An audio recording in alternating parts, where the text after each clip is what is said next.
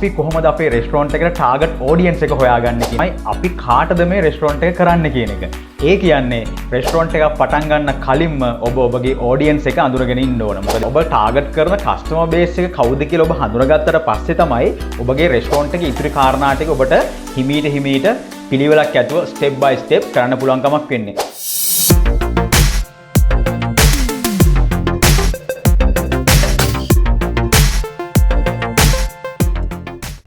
Hello everyone. Lakmal Pathirathna restaurant කරන හැටි දන්න සිංහලෙන් කතා කරන ලංකාවේ පළමු සහ දැනට තියෙන එකම channel එකට අදත් ඔබ සියලු දෙනා ඉතාමත්ම ආදරෙන් පිළිගන්නවා. අද අපි මොකක් ගැනද කතා කරන්නේ? අද අපි කතා කරනවා රෙස්ටොරන්ට් එකක් පටන් ගන්න ඉන්න කෙනෙක්ට ඉතාමත් වැදගත් වෙන තවත් විශේෂ කාරණාවක් ගැන. ඒ තමයි අපි කොහොමද අපේ රෙස්ටොරන්ට් එකට ටාගට් ඔඩියන්ස් එක හොයාගන්නේ කියන එක ගැන තමයි, කොහොමද අපි ඒක අයිඩෙන්ටිෆයි කරගන්නේ කියන එක ගැන තමයි අද අපි කතා කරන්න බලාපොරොත්තු වෙමින් ඉන්නේ. රෙස්ටොරන්ට් එකක් පටන් ගන්න ඕන කියන සංකල්පය ඔළුවට එනකොටම අපිට ඊළඟට එන්න ඕන කාරණාව තමයි අපි කාටද මේ රෙස්ටොරන්ට් එක කරන්න කියන එක. ඒ කියන්නේ රෙස්ටොරන්ට් එකක් පටන් ගන්න කලින්ම ඔබගේ ඔඩියන්ස් එක අඳුරගෙන ඉන්න ඕන. මොකද හේතුව ඒ ඔඩියන්ස් එක අඳුරගත්තට පස්සේ තමයි අපිට ඊළඟ ප්‍රොසෙස් වලට යන්න පුළුවන් කමක් හම්බෙන්නේ. ඔබ හිතන්න ඔබගේ ටාගට් ඔඩියන්ස් එක, එහෙම නැත්නම් ඔබ ටාගට් කරන කස්ටමර් බේස් එක කවුද කියලා ඔබ හඳුනාගත්තට පස්සේ තමයි ඔබගේ රෙස්ටොරන්ට් එකේ ඉතිරි කාරණා ටික ඔබට හිමීට පිළිවෙලක් ඇතුව ස්ටෙප් බයි ස්ටෙප් කරන්න පුළුවන් කමක් වෙන්නේ. පුංචි උදාහරණයක් කියන්නම්කෝ. ඔබ කාටද ඔබගේ රෙස්ටොරන්ට් එකෙන් කේටර් කරන්නේ? කවුද ඔබගේ ඔඩියන්ස් එක කියලා ඔබ හරියට අඳුරගත්තේ නැත්නම් ඔබට ඒ ප්‍රොසෙස් එක කරන්න හම්බෙන්නේ නැහැ. එතකොට මේකේ වැදගත්කම තමයි ඔබ කොහොමද මේ ඔඩියන්ස් එක අඳුරගන්නේ කියන එක අපි දැනගෙන ඉන්න ඕන. මොකද හේතුව ඒ ඔඩියන්ස් එක අපි හරියට අඳුරගත්තට පස්සේ තමයි අපිට මෙනු එක මොකක්ද, කොහොමද අපි කරන්නේ, ඒත් එක්කම අපි රෙස්ටොරන්ට් එක ඩිසයින් කරන්නේ කොහොමද, ඒකේ ආකිටෙක්චරල් පැත්ත කොහොමද, ඒත් එක්කම ඒකේ කලර් තීම්ස් කොහොමද එකම බලනකොට අපි වැඩි අවශ්‍ය වෙන්නේ නැහැ. අපි හරි ඔඩියන්ස් එක හොයාගත්තට පස්සේ තමයි අපි රෙස්ටොරන්ට් එක ඇතුලේ බෑග්ග්‍රවුන්ඩ් මියුසික් එක මොකක්ද කියන එක හින්දාම තීරණය කරන්න ඕන වෙන්නේ. මොකද හේතුව ඒ ඔඩියන්ස් එකට ඩිපෙන්ඩ් වෙනවා මේ හැමදේම. ඒ නිසා ඔබ හොඳින් මතක තබා ගන්න, ඔබගේ ටාගට් ඔඩියන්ස් එක හරියට අයිඩෙන්ටිෆයි කරගත්තට පස්සේ තමයි ඔබට ඉතාමත්ම හොඳින් ඔබගේ රෙස්ටොරන්ට් එකේ පටන් ගැනීම ඉතිරි කාරණා ටික කරන්න පුළුවන් වෙන්නේ, සහ රෙස්ටොරන්ට් එක පටන් අරගෙන ඒක නිවැරදිව සාර්ථකව පවත්වාගෙන යන්න හැකියාව තිබෙන්නේ ඔබ හරියට මේ ටාගට් ඔඩියන්ස් එක අඳුනගත්තට පස්සේ තමයි. මෙච්චර මේ වැදගත් වෙන අපේ ටාගට් ඔඩියන්ස් එක හොයාගන්නේ කොහොමද කියලා ස්ටෙප්ස් 4කින් මම අද ඔය කට්ටියට කියලා දෙනවා. ඒ නිසා මේ වීඩියෝ එක අවසන් වෙනකම් බලන්න. මේ ස්ටෙප්ස් 4 ඔබ හරියට අඳුරගත්තට පස්සේ, මේ ස්ටෙප්ස් 4ට ඔබ වැඩ කරාට පස්සේ මම හිතුවා ඔබට ඉතාමත්ම පහසුවෙන් ඔබගේ ටාගට් ඔඩියන්ස් එක හොයාගන්න හැකියාවක් තියෙයි. ඒත් එක්කම තමයි මේ ස්ටෙප්ස් 4 ගැන කතා කරනකොට ගොඩක් දේවල් කතා කරන්න තිබෙනවා. හැබැයි අද ඔබට මම සමරි එකකින් තමයි මේ දේ ගැන කතා කරන්නේ. ඔබට යම්කිසි ගැටලුවක් තියෙනවා නම් පහළ කමෙන්ට් සෙක්ෂන් එකේ දාන්න. මම ඔබගේ ගැටලුවට පුළුවන් ඉක්මනට විසඳුමක් කරලා දෙන්නම්. රයිට්. එහෙනම් අද යන් අපි පටන් ගන්න රෙස්ටොරන්ට් එකේ ටාගට් ඔඩියන්ස් එක කොහොමද හොයාගන්නේ කියලා ස්ටෙප්ස් 4කින් අද බලමු. පළවෙනි ස්ටෙප් එක තමයි අපගේ තරඟකරුවන්, එහෙම නැත්නම් අපේ කම්පිටිටර්ස්ලාගේ ඔබ තක්සේරුවක් ගන්න ඕනේ. ඒ කියන්නේ ඇසස් එකක් ගන්න ඕන. මේ තක්සේරුවක් ගන්නවා කියලා කියන්නේ පුංචි පොඩි වෙනම කාරණාවක්. මොකද ඒ ගැන කතා කරනකොට මෙන්න මෙහෙම අපි කතා කරමුකෝ. අපි අපේ තරඟකරුවෝ, අපි රෙස්ටොරන්ට් එකක් පටන් ගන්න ඒරියා එකේ අපිට තියෙන තරඟකරුවන් පිළිබඳව අපි නිරන්තරයෙන් අවධානයෙන් ඉන්න ඕන. ඉතින් මේ අපි අයිඩෙන්ටිෆයි කරගන්නකොට අපගේ ටාගට් ඔඩියන්ස් එක අපිට මේ ඉන්ෆර්මේෂන් ටික අරගන්න පුළුවන් හොඳම තැන තමයි අපගේ තරඟකරුවන්. ඒ නිසා ඔබගේ රෙස්ටොරන්ට් එක පටන් ගන්න කලින් ඔබට කම්පිටිටර්ස්ලා විදිහට ඉන්න, ඒ කියන්නේ ඔබගේ තරඟකාරීත්වයට ඉන්න රෙස්ටොරන්ට්ස් වලට ඔබට විසිට් එකක් යන්න අනිවාර්යෙන් වෙනවා. ඒ විසිට් එක ගියාට පස්සේ තමයි ඔබට ඩේටා කලෙක්ට් කරගන්න පුළුවන් වෙන්නේ. මොකද මේ විසිට් එක තුලින් අපි කලෙක්ට් කරගන්න ඩේටා ටික තමයි අපගේ මේ ඊළඟ ස්ටෙප්ස් ටික පුරාවටම වැදගත් වෙන්නේ. ඒ නිසා ඔබ අනිවාර්යයෙන්ම ඔබගේ මේ රෙස්ටොරන්ට් එක පටන් ගන්න කලින් ඔබගේ ටාගට් ඔඩියන්ස් එක හොයාගන්න අනිවාර්යෙන් ඔබ රෙස්ටොරන්ට් විසිට් එකකට ඔබගේ තරඟකරුවන් පිළිබඳව අධ්‍යයනය කරන්න ඔබ යන්න ඕන තරඟකරුවන්ගේ ළඟට. ඒ කරලා ඔබ බලන්න ඕන කාරණා කීපයක්ම තියෙනවා. පළවෙනි කාරණාව තමයි ඔබ ඒ රෙස්ටොරන්ට් වලට ගිහිල්ලා මොන වගේ ටයිප් එකේ කස්ටමර්ස්ලාද ඒ රෙස්ටොරන්ට්ස් වලට එන්නේ කියලා බලන්න ඕන. විශේෂයෙන්ම ඔවුන් ෆැමිලි වගේ එනවද, එහෙම නැත්නම් තනි තනියෙන් එනවද, නැත්නම් සාමාන්‍යයෙන් ඊට වඩා ගෲප් එකක් විදිහට, يعني යාළු මිත්‍රයා අදින්න එක්ක ගෲප් එකක් විදිහට එනවද? ඒත් එක්කම ඒ කට්ටිය සාමාන්‍යයෙන් මොන වගේ දේවල්ද ඕඩර් කරන්නේ? ඒ කට්ටිය මොන වගේ විදිහටද හිතන හැසිරෙන්නේ? ඒ කට්ටිය සාමාන්‍යයෙන් මොන වගේ දේවල්ද රෙස්ටොරන්ට් එකේ බලාපොරොත්තු වෙන්නේ? ඒත් එක්කම තමයි අනිවාර්යයෙන්ම ඔබ බලන්න ඕන තව කාරණා කීපයක් තියෙනවා. ඒ තමයි ඔවුන් මොන වගේ ඇඳුම් දැනන් එන්නේ. මොකද සාමාන්‍යයෙන් මේවා ගැන කතා කරනකොට ඔබට පොඩි ප්‍රශ්නයක් වෙන්න පුළුවන් ඇයි මේ ඇඳුම් ගැන කතා කරන්න කියලා. නැහැ. අපිට ඒවත් ඕන වෙනවා අපි මේ ටාගට් ඔඩියන්ස් එක හොයාගන්න. ඒත් එක්කම තමයි ඒ කට්ටිය මොන වගේ ප්‍රයිස් රේන්ජ් එක කෑමද ඕඩර් කරන්නේ. ඒත් එක්කම යාළ වැඩිපුර කතා කරන්නේ කෑම වල මොනව සම්බන්ධ. ඒ කියන්නේ ඒකේ කලර් එක ගැනද, පෝෂන් එක ගැනද, ඒක සර්විස් එක ගැනද, නැත්නම් ඒ රෙස්ටොරන්ට් එකේ මොන වගේ සර්විසස් දෙනවද ගැන සමහර අය කතා කරනවානේ. රෙස්ටොරන්ට් එකට ඇවිල්ලා අපි කතා කරනවා සාමාන්‍ය මෙන්න මේකේ මාර වාව් මේ කෑම ටික මාරම ලස්සනයි. ඒත් එක පෝෂන් එක හොඳට තියෙනවා. ඒත් එක්කම බෑග්ග්‍රවුන්ඩ් මියුසික් එකම හොඳටම තියෙනවා. හරියම කාම්. එතකොට කිසි කරදරයක් නැහැ. ලොකු රෂ් එකක් නැහැ. ඒ වගේ දේවල් කස්ටමර්ස්ලා කතා කරනවා. අපි යන්න ඒව ගැන පොඩ්ඩක් අවධානයෙන් ඉන්න ඕන. ඒත් එක්කම තමයි ඒ data ටික අපි හරියට collect කරගන්න ඕන. මේක සාමාන්‍යයෙන් කෙනෙක්ට හිතෙන්න පුළුවන් මේ වගේ දේවල් කරන්න පුළුවන්ද කියලා. ඒත් අනිවාර්යෙන් අපිට කරන්න පුළුවන් දේවල් තමයි මේවා. අපිට පුළුවන් රෙස්ටොරන්ට් එකට ගිහිල්ලා අපි සාමාන්‍යයෙන් ලන්ච් අවර් එකේ ගිහිල්ලා පොඩි ලන්ච් එකක් අරගෙන අපි මේ පොඩ්ඩක් අපි වැඩිපුර නිකන් ඔළුව දාලා බලනවා මේ රෙස්ටොරන්ට් එකේ මොනවද වෙන්නේ කියලා. අන්න ඒ වගේ දේවල් ටික අපි හරියට identify කරගෙන අපි ඒ data ටික collect කරගන්න ඕන වෙනවා. ඔබ දන්නවා ලංකාව කියලා කියන්නේ විවිධ ජාතීන් නියෝජනය කරන ජාතීන් එකට ඉන්න රටක්. එතකොට මේ රෙස්ටොරන්ට් එකක් අපි පටන් අරගන්නකොට අපි ඒ ගැන පොඩි අවධානයක් යොමු කරන්න ඕන. ඒ නිසා ඔබ මේ data collect කරගන්න ඕනේ. එහෙම නැත්නම් මේ රෙස්ටොරන්ට් එකට ගිහිල්ලා ඔබගේ තරඟකරුවන් ගාවට ගිහිල්ලා ඔබ මේ දේවල් ගැන පොඩ්ඩක් අවධානය යොමු කරනකොට ඒ වගේ මොන වගේ ජන කණ්ඩායම්ද මේ රෙස්ටොරන්ට් එකට එන්නේ කියලා පොඩි අවධානයක් යොමු කරන්න ඕන. මොකද හේතුව ඒවත් අපිට වැදගත් වෙනවා අපේ ටාගට් ඔඩියන්ස් එක. එහෙම නැත්නම් අපේ රෙස්ටොරන්ට් එක පටන් ගන්න ඕන කරන රෙස්ටොරන්ට් එකට අවශ්‍ය කරන ටාගට් ඔඩියන්ස් එක හොයාගන්න මෙන්න මේ කියන dataත් ඕන වෙනවා. ඒ නිසා අනිවාර්යෙන් ඔබ රෙස්ටොරන්ට් එක පටන් ගන්න කලින් ඔබගේ රෙස්ටොරන්ට් එක පටන් ගන්න කලින් ඔබගේ තරඟකරුවන් පිළිබඳව හරි අවබෝධයෙන් අවධානයෙන් ඉඳලා ඒ තරඟකරුවන් වෙතට ගිහිල්ලා ඒ කට්ටිය තුලින් ඔබ විශේෂයෙන්ම මෙන්න මේ මම කතා කරපු කැටගරිස් තුල ඔබගේ data ටික ඔබ collect කරගෙන ඒක වෙනම තබා ගන්න ඕන. අන්න ඒ data වලින් තමයි අපිට මේ ඉස්සරහා අපි target audience එක මොකක්ද කියලා අපි හරියට අඳුර ගන්න පුළුවන්කම ලැබෙන්නේ. දෙවෙනි ස්ටෙප් එක තමයි අපි අර විදිහට එකතු කරගත්ත data සහ අපිට තවත් විවිධාකාර ක්‍රම වලින් අපිට ඒ වගේ data එකතු කරගන්න පුළුවන් නම් ඒ එකතු කරගත්ත data ප්‍රොෆයිල් එකක් විදිහට අපි හදා ගන්න ඕන අපේ target audience එක හොයාගන්න. ඒ කියන්නේ මේ තොරතුරු අපිට විවිධාකාර ප්‍රොෆයිල්ස් වලට අපි වෙන් කරගෙන අපි ඒවා වෙන විදිහකට ඇනලයිස් කරගන්න ඕන.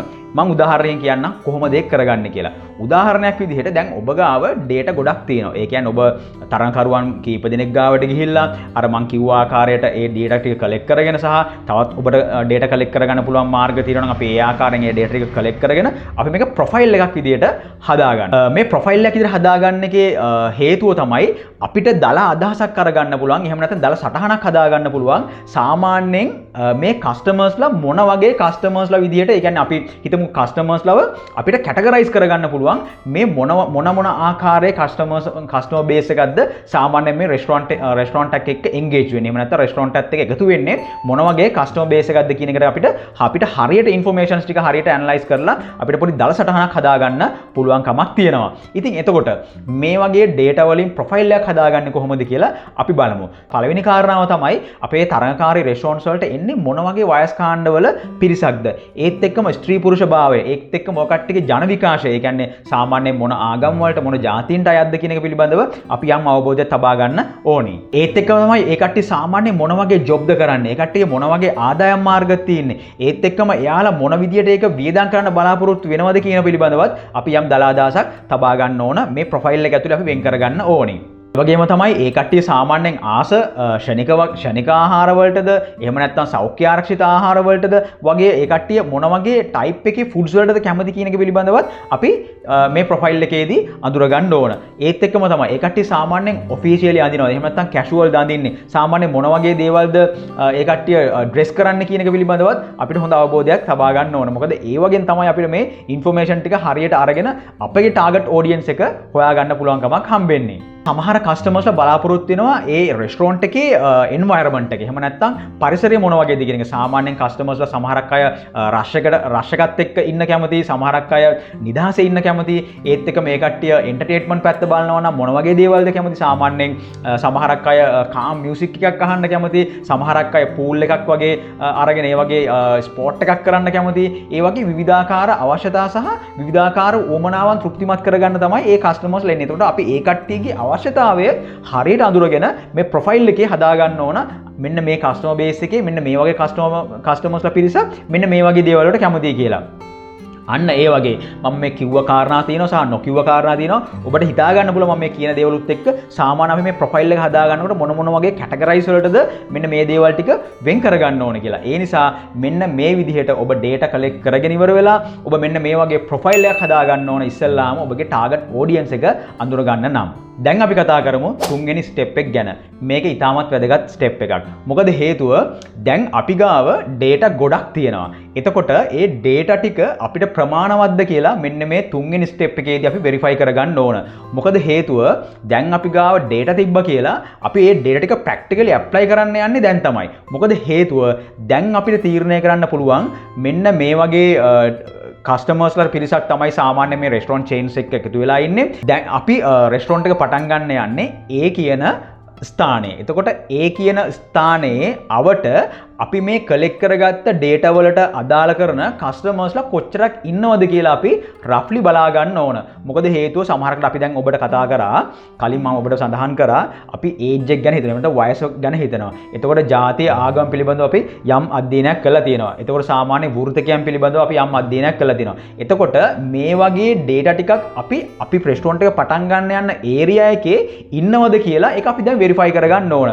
එතකොට මේ වගේ දේවල් වලට තොරතුරු ගන්න පුළුවන් අපේ ජනහා සංඛ්‍යාලයකන දෙපාර්තමේන්තුවේ සහ ග්‍රාම සේවකගෙන් සහ අපි ඒ වගේ ආයතන කීප එකතු කරලා අපිට මේ අපි කලින් අරගත්ත data වලට අදාළ කස්ටමර්ස්ලා මේ ඒරියා එකේ කියන්නේ ඒ කියන ඒරියා එකේ නම් අපි රෙස්ටොරන්ට් එක පටන් ගන්න ඒ ඒරියා එක වටේ ඉන්නවද කියලා අපි වෙරිෆයි කරගන්න ඕන. උදාහරණයක් විදිහට ගත්තොත් රෙස්ටොරන්ට් එකක් පටන් ගන්නකොට රීතියක් තියෙනවා. මේක නීතියක් නෙමෙයි රීතියක් තියෙනවා. අපි රෙස්ටොරන්ට් එක පටන් ගන්න ස්ථානයේ ඉඳලා වටේට සාමාන්‍ය කිලෝමීටර් 5ක් වගේ පිළිබඳව තමයි අපි අධ්‍යයනය කරන්න ඕන සහ අපි මේ පිළිබඳව අවබෝධය ලක් කරන්න ඕන කියලා. එතකොට ඒ වට ප්‍රමාණය තුල අපි ටාගට් ඔඩියන්ස් එක, ඒ කියන්නේ අපි රෙස්ටොරන්ට් එක පටන් ගන්න හදන ඒ concept එකට අදාළ වෙන ටාගට් ඔඩියන්ස් එක අපි මේ වටේ ඉන්නවද කියලා අපිට හරියට අයිඩෙන්ටිෆයි කරගන්න පුළුවන් අර data ටික මෙන්න මේ කියන තැනට ඇප්ලයි කරලා. මම හිතුවා ඔබට පැහැදිලි ඇති. යම්කිසි මේ පිළිබඳව අපැහැදිලිතාවයක් තියෙනවා නම් මට කමෙන්ට් සෙක්ෂන් එකෙන් දාන්න. මම ඒකට ඔබ පැහැදිලි කරලා දෙන්නම්. හරි. දැන් එතකොට අපි උදාහරණයක් ගමුකෝ. අපි හිතමු දැන් අපි රෙස්ටොරන්ට් එක පටන් ගන්න යන්නේ සාමාන්‍යයෙන් ලෝ බජට් එකේ සාමාන්‍යයෙන් දරා ගන්න පුළුවන් මිල ගණන් වලට සාමාන්‍යයෙන් ඕන කෙනෙක්ට මිලදී ගන්න පුළුවන් විදිහේ රෙස්ටොරන්ට් එකක් තමයි අපි පටන් ගන්න යන්නේ. එතකොට අපි ඒ රෙස්ටොරන්ට් එක පටන් ගන්නේ කුරුඳුවත් එහෙම නැත්නම් කොළඹ 7 කියලා කියමුකෝ. අපි කොළඹ 7 නම් රෙස්ටොරන්ට් එක ෆේල් වෙද නැත්නම් රෙස්ටොරන්ට් එක සක්සස් වෙයිද? නෑ, බොහෝ විට රෙස්ටොරන්ට් එක ෆේල් වෙන්න තියෙන ඉඩකඩ වැඩි. මොකද හේතුව ඒත්තකන ඉන්නවනම් බයින් පවර් එක වැඩි කස්ටමර් බේස් එකක් එයාලට මේ වගේ අඩු ගණන් වලට ඒ කෑම එක සාමාන්‍යයෙන් හරියන එකක් නැහැ. ඔබ හිතන්න අපි සාමාන්‍යයෙන් කැම්පස් ළමයි ටිකක් වැඩිපුර ඉන්න සාමාන්‍යයෙන් දවස ගානේ ඔෆිස් ක්‍රවුඩ් එක වැඩිපුර ගැවසෙන තැනක අපි ලොකු ගානක කෑම තියෙන රෙස්ටොරන්ට් එකක් පටන් ගන්නවා. ඒක සාර්ථක වෙන්නේ නැහැ. එතකොට ඔබට හිතා ගන්න පුළුවන් අපි මේ මෙන්න මේ වගේ ඔඩියන්ස් එකක් හොයනකොට අපි රෙස්ටොරන්ට් ටයිප් එක හරියට අයිඩෙන්ටිෆයි කරගන්නකොට මෙන්න මේ දේවල් ගැන හොඳ අවබෝධයක් තියෙන්න ඕන. එතකොට මේකේ හරියන්නේ කවුද? එතකොට අපි සාමාන්‍යයෙන් ලෝ බජට් එකකට සාමාන්‍යයෙන් දරා ගන්න පුළුවන් පිරිසකට අපි ප්‍රයිස් එකට දෙනවා නම් අපි දෙන්න ඕන අර වගේ ඩේලි ඔෆිස් ක්‍රවුඩ් එකක් ඉන්න සාමාන්‍යයෙන් යුනිවර්සිටි ස්ටුඩන්ට්ස්ලා වගේ සාමාන්‍යයෙන් කට්ටියක් ඉන්න අන්න ඒ වගේ ලොකේෂන් එකකට ලෝ බජට් එකක් සාමාන්‍යයෙන් හරියනවා. ඒත් එක්කම තමයි හයි එන්ඩ් ක්‍රවුඩ් එකක් ඉන්න තැනකට සාමාන්‍යයෙන් ෆයින් ඩයින් රෙස්ටොරන්ට් එකේ පොඩ්ඩක් එක්ස්පෙන්සිව් අයිටම් එකක් එක්ක හොඳ සර්විස් එකක් එක්ක රෙස්ටොරන්ට් එකක් මැච් වෙනවා. මෙන්න මේ විදිහට තමයි අපේ අර ඩේටා ටික ඇප්ලයි කරගන්න ඕන අපේ මේ වෙරිෆිකේෂන්ස් වලට. එතකොට ඔබට පැහැදිලි වෙනවා අපි කොහොමද හරියට මේ ටාගට් ඔඩියන්ස් එකට රෙස්ටොරන්ට් එක පටන් ගන්න කියලා. දැන් එහෙනම් ඔබට පැහැදිලි වෙනවා ඇති අපි මේ හරියට data ටික කලෙක්ට් කරගෙන අපි ඒව හරියට ප්‍රොෆයිල් විදිහට වෙන් කරගෙන ඒත් එක්කම අපි රෙස්ටොරන්ට් එක පටන් ගන්න ඉන්න බලාපොරොත්තුෙන් ඉන්න ඒරියා එකේ මේ කියන data වලට අදාළ කරන කස්ටමර් බේස් එකක් ඉන්නවද කියන එක. හතරවෙනි ස්ටෙප් එක එහෙම නැත්නම් අවසාන ස්ටෙප් එකේදී අපි මේකෙදි කතා කරන්නේ පාරිභෝගිකයන්ගේ චර්යාත්මක සහ මනෝවිද්‍යාත්මක දත්ත එකතු කිරීම සම්බන්ධව. මේකෙදිත් අපිට විශේෂ කාරණා කීපයක් කතා කරන්න තියෙනවා. ඒ නිසා අපි දැන් බලමු මොනවාද මේ විශේෂ කාරණා කියලා. පාරිභෝගිකයේ චර්යාත්මක සහ මනෝවිද්‍යාත්මක දත් එකතු කිරීමේ වැදගත්කම තමයි අපිට loyalty customer base එකක් හදාගන්න අනිවාර්යයෙන්ම මේ data ඕමනා වෙනවා. ඒ නිසා අපි ඉස්සෙල්ලාම බලමු සාමාන්‍යයෙන් අපේ මේ පාරිභෝගිකයන් වර්ග මොනවාද කියලා. සාමාන්‍යයෙන් මේ කාරණාව මීට කලින් අසා නැති වෙන්න පුළුවන්. ඒ නිසා අද දැනගන්න සාමාන්‍යයෙන් අපි මේ පාරිභෝගිකයන්ව වර්ග කරනවා මෙන්න මේ ආකාරයට. පළවෙනි පාරිභෝගිකයන් වර්ග තමයි on the gram කියලා අපි හඳුන්වන්නේ. මේක සිංහල තේරුම නම් මට හරියටම කියන්න බෑ. නමුත් අපි මේ පාරිභෝගිකයන්ව හඳුන්වනවා on the gram කියලා. මේ වගේ පාරිභෝගික කණ්ඩායමක් සාමාන්‍යයෙන් කැමති ඒ රෙස්ටොරන්ට් එකේ vibe එකට. එහෙම නැත්නම් ඒකේ architectural design එකට. ඒත් එක්කම තමයි ඒකේ සාමාන්‍යයෙන් මොන වගේ music දෙයන්නේ. ඒත් එක්කම ඒකේ සාමාන්‍යයෙන් වටපිටාවේ තියෙන සුන්දරත්වයට, අලංකාරත්වයට සහ ඒ ලස්සනට තමයි මේ වගේ කට්ටිය කැමති. මොකද මේ වගේ කස්ටමර්ස් සාමාන්‍යයෙන් Instagram වගේ දේවල් වලට platforms වලට සාමාන්‍යයෙන් ෆොටෝ එකක් අප්ලෝඩ් කරන්න කැමති. ඒත් එක්කම social media පැත්තේ සාමාන්‍යයෙන් පොඩ්ඩක් වැඩිපුර ඉන්න කැමති කස්ටමර්ස්ලා. ඒ නිසා එයාලා සාමාන්‍යයෙන් කැමති වෙන්නේ මේ අවන්හලේ ලස්සනට එහෙම නැත්නම් බාහිර පරිසරය කොහොමද කියන එක ගැන තමයි ඔවුන් වඩාත්ම සැලකිලිමත් වෙන්නේ. කස්ටමර් වර්ගය තමයි busy little bees. එහෙම නැත්නම් අපි සාමාන්‍යයෙන් නිකන් හිතමුකෝ කාර්ය බහුල මීමැස්සෝ. ඒ වගේ අපේ පාරිභෝගිකයන් පිරිසකුත් ඉන්නවා. උදාහරණයක් විදිහට මේ වගේ කස්ටමර්ස් අපිට දැක ගන්න පුළුවන් කමක් හම්බෙන්නේ විශේෂයෙන්ම නාගරික පරිසරයන් තුල. මොකද හේතුව මේ කට්ටිය little bees ලා. එහෙම නැත්නම් මීමැස්සෝ, පුංචි මීමැස්සෝ වගේ හරිම කාර්යබහුලයි. ඉක්මනට රෙස්ටොරන්ට් එකට එනවා, ඉක්මනට රෙස්ටොරන්ට් එකෙන් කෑම ටික ඕඩර් කරනවා, ඉක්මනට රෙස්ටොරන්ට් එකෙන් කෑම ටික කනවා, ඉක්මනට රෙස්ටොරන්ට් එකෙන් යනවා. ඒ කියන්නේ එයාලා හරි busy schedules වල තමයි මේ රෙස්ටොරන්ට්ස් වලට එන්නේ. සාමාන්‍යයෙන් ඔබ හිතන්නකෝ ඔෆිස් වල වැඩ කරන ක්‍රවුඩ් එක. සාමාන්‍යයෙන් නගරයට එනවා විශේෂයෙන්ම ඉක්මනින් වැඩක් කරගෙන යන්න අවශ්‍ය පිරිසක්. මෙන්න මේ වගේ කස්ටමර් බේස් එකක් ගැන තමයි අපි මේ කතා කරන්නේ. ඒ නිසා අපි ඒ වගේ කස්ටමර් බේස් එකක් ගැනත් අපි අවබෝධයෙන් ඉන්න ඕන. ඊළඟ කස්ටමර්ස්ලා වර්ගය අපි හඳුනනවා හීඩනස් කියලා. මොකද මේ කස්ටමර් බේස් එක විශේෂයෙන් අපි අයිඩෙන්ටිෆයි කරගන්න ඕන කස්ටමර් බේස් එකක්. මොකද මෙයාලා පහසුවෙන් අපේ රෙස්ටොරන්ට් එකට එනවා. ඒත් එක්කම තමයි එයාලා සාමාන්‍යයෙන් ඔය ෆාස්ට් ෆුඩ් වලට වඩා හෙල්දි ෆුඩ් ගැන සාමාන්‍යයෙන් හොයනවා. ඒත් එක්කම තමයි මෙයාලා කිසි කලබලයක් නැහැ. මෙයාලට ඕනේ ෆුල් කෝස් එකම කරන්න. ඒත් එක්කම තමයි හොඳ සර්විස් එකක් බලාපොරොත්තු වෙනවා. ඒත් එක්කම තමයි එයාලා හරි කැමති ඔබගේ රෙස්ටොරන්ට් එකේ ලොයල්ටි කස්ටමර්ස්ලා වෙන්න. රෙගියුලර් කස්ටමර්ස්ලා වෙන්න. ඒත් එක්කම මෙයාලා තමයි ඔබගේ රෙස්ටොරන්ට් එකේ බ්‍රෑන්ඩ් ඇම්බැසඩර්ස්ලා. එහෙම නැත්නම් ඔබගේ රෙස්ටොරන්ට් එක එළියට අරන් යන්න. ඔබ රෙස්ටොරන්ට් එක ගැන රිවිව්ස් දාන්න. ඒත් එක්කම ෂෙයා කරන්නේ. මෙන්න මේ කස්ටමර් බේස් එක තමයි ඔබේ රෙස්ටොරන්ට් එකේ මම කිව්වා වගේ තානාපතිවරු. ඒ නිසා මෙයාලා ගැන ඔබ විශේෂයෙන්ම අවධානය යොමු කරන්න ඕන. මේ වගේ කස්ටමර්ස්ලා තමයි අපේ රෙස්ටොරන්ට් එක ඉස්සරහට ගෙනියන්න අපිට ලොකු සපෝට් එකක් දෙන්නේ. හතරවෙනි පාරිභෝගිකයන් වර්ගය තමයි ඩිජිටල් නොමෑඩ්ස් කියලා අපි හඳුන්වන්නේ. මෙයාලා සාමාන්‍යයෙන් ආස ඔබගේ රෙස්ටොරන්ට් එකට ඇවිල්ලා නිදහසේ තමන්ගේ පාඩුවේ තමන්ගේ වැඩක් කරගෙන තමන්ගේ ආහාරය ගන්න. මොකද මෙයාට ඕන Wi-Fi, ඉන්ටර්නෙට් වගේ ෆැසිලිටි එකක්. ඒත් එකම තමයි calm background music එකක් ඕන. ඒත් එකම තමයි නිදහස් පරිසරයක් ඕන. මෙයාලා නිරන්තරයෙන්ම තනියෙන් තමන්ගේ මීල් එක එන්ජොයි කරන්න කැමති කට්ටිය. ඒත් එක්කම මෙයාලගේ ඩිජිටල් ප්ලැට්ෆෝම්ස් වල මේ මීල් එක එන්ජොයි කරන ගමන් වැඩ කරන්න කැමති කට්ටිය.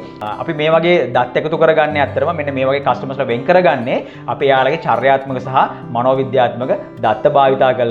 ඉතින් ඔබට පැහැදිලි වෙනවා ඇති අපි මේ අපගේ හරියටම කස්ටමර් බේස් එක හොයාගන්නකොට එහෙම නැත්නම් අපේ ටාගට් ඔඩියන්ස් එක හොයාගන්නකොට කොච්චර දේවල් ගැන හිතන්න ඕනද අවධානය යොමු කරන්න ඕනද කියලා. සාමාන්‍ය කෙනෙක්ට හිතෙන්න පුළුවන් මේවා මොන පිස්සු වැඩක්ද, මේවා කරගෙන රෙස්ටොරන්ට් පටන් ගන්න ඕනිද, එහෙම නැත්නම් අපි ටක් ගාලා සල්ලි වියදම් කරලා අපිට සල්ලි දෙනවා අපි මේ රෙස්ටොරන්ට් එක පටන් ගන්නවා එන එකෙක්යි කන එකෙක්යි කියලා. එහෙම නෙමෙයි. අපි සාමාන්‍ය රෙස්ටොරන්ට් එකක් කරන්නේ ලොකු ඉන්වෙස්ට්මන්ට් එකක් කරලා. මොකද හේතුව ඒ ඉන්වෙස්ට්මන්ට් එකේ රිටර්න් එක ගන්න අපිට ලොකු කාලයක් බලාගෙන ඉන්නත් බෑ. ඒ නිසා අපි හරියට මේවා වගේ ඩේටා වලින් වැඩ කරලා මේ ඩේටා හරියට අරගෙන අපේ ටාගට් ඔඩියන්ස් එක අයිඩෙන්ටිෆයි කරගත්තට පස්සේ අපිට සාර්ථක විදිහට අවන්හලා පටන් ගන්න පුළුවන්. ඒ වගේ මේක අතිසාර්ථක විදිහට පවත්වාගෙන යන්නත් පුළුවන්. මම හිතනවා අද අපි කතා කරේ වෙනස්ම දෙයක්. සාමාන්‍යයෙන් රෙස්ටොරන්ට් එකක් පටන් ගන්න ඉන්න කෙනෙක්ට ටිකක් ගැටලු සහගත දෙයක් කොහොමද අපේ ඔඩියන්ස් එක හොයාගන්නේ කියලා. මම හිතනවා මේ ස්ටෙප්ස් 4න් සහ අපි මේ ස්ටෙප්ස් 4 තුල කතා කරපු ගොඩක් දේවල් වලින් ඔබට දැනුමක් එන්න ඇති. ඒ නිසා මම කැමතියි ඇත්තටම මෙන්න මේ වගේ දේවල් ඔබ හරියට අයිඩෙන්ටිෆයි කරගෙන මේ වගේ දේවල් හරියට ඔබ ග්‍රිප් කරගෙන ඔබගේ රෙස්ටොරන්ට් එකට ඇප්ලයි කරලා සාර්ථක අවන්හලක් කරගෙන යනවට. හොඳයි. එහෙනම් අදට ඔබෙන් සමුගන්නයි මම සූදානම් වෙන්නේ. සුපුරුදු පරිදි ඉල්ලා සිටිනවා ලක්මාල් පතිරත්න මගේ channel එක subscribe කරන්න. ඒත් එක්කම bell icon එක click කරන්න අමතක කරන්නත් එපා. මේ වගේ වැදගත් වීඩියෝ එකක් කරපු ගමන් ඉස්සෙල්ලාම notification එකක් මාර්ගයෙන් දැනගන්න ඔබ bell icon එක click කරලා තිබුතින්. හොඳයි. එහෙනම් අදට සමුගන්නවා මේ වගේ වැදගත් වීඩියෝ ඉදිරියේදීත් හැමෙන බලාපොරොත්තු වෙමින් ඔබට සුබ සතියක් ප්‍රාර්ථනා කරනවා.